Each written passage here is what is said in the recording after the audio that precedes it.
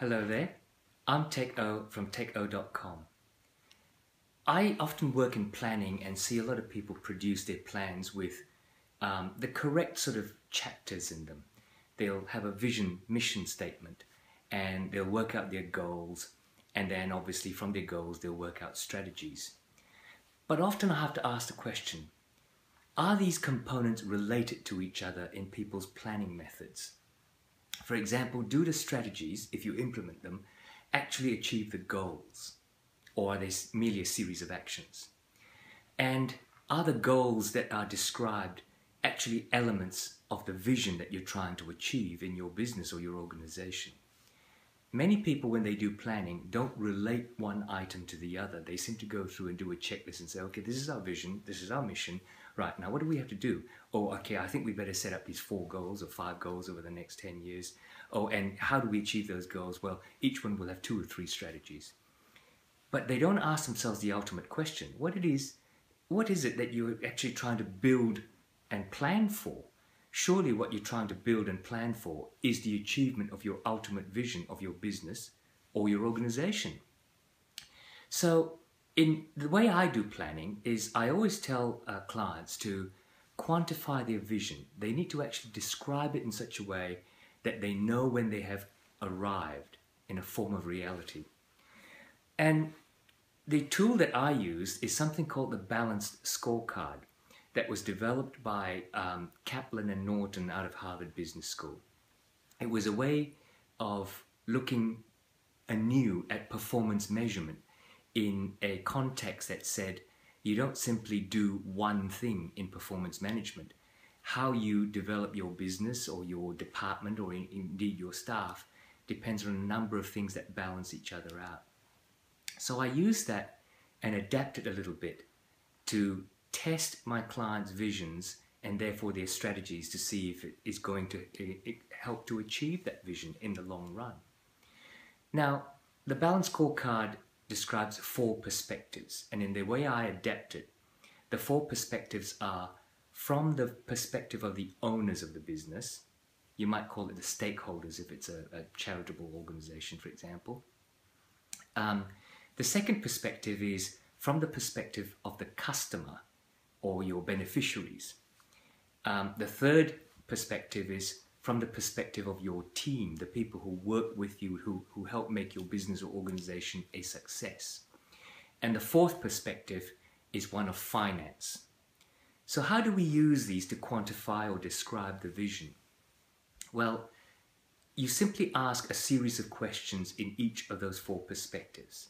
You say, from the perspective of the owners of the business, if you achieve this vision in 10, 20 years' time, what will be their perspective? What will they see about the business that they like?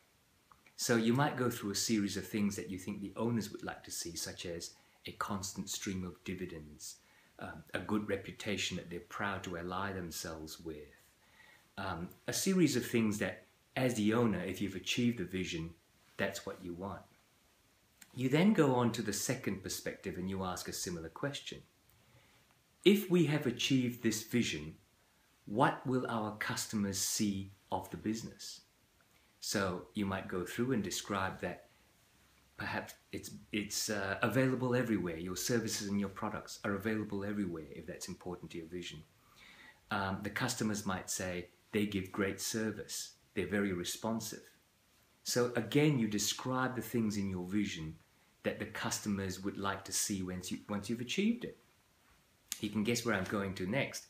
From the perspective of your team, if you have achieved the vision, what would your team say of the business? They might say, gosh, they're a great employer. They really treat you well. They have a great benefits plan. They give me great training. They allow me to develop my skills. So once again, what does your vision say that the team members would like? And then finally, the fourth one is, of course, the perspective of finance.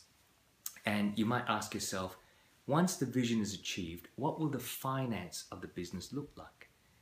You can say it will be highly profitable. It returns a 12% return on investment. You might say its gross profit is at 60%. its net profit is at 20% of sales. You might say the business has 6 months working capital in the bank, and so on.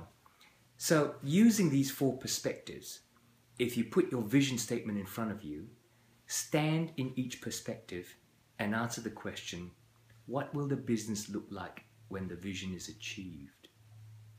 And the important thing about the balanced scorecard approach is that these 4 perspectives must be worked on concurrently. You can't simply say, right, we're just going to work on the owners for the next 10 years or 5 years or whatever it is, because what will then happen is your customers start to say bad things about you. Your team start to leave. You can't concentrate on the finance side of things and just push for better profits, because that might mean that you're cutting service to customers or cutting wages benefits to your staff and therefore wrecking some sort of relationship there. They have to be worked on in balance to get to your vision. And in life, that's generally how you work to get somewhere. You have to work in balance. I hope you find that useful for the next time you do some planning and you decide to write down a vision statement or a mission statement. It's great to have that statement on the wall, but what does it mean? How will you know when you get there? Describe it in this way, and you can tick them off as you go, and you can create strategies to get to those perspectives as you go. Come on over to teiko.com, the website, teikoh.com. Leave your comments, have a look at the other tools and tips and resources, and there are templates there that you can use in planning. Come on over, subscribe to the newsletter, and get these videos sent directly to you in your inbox.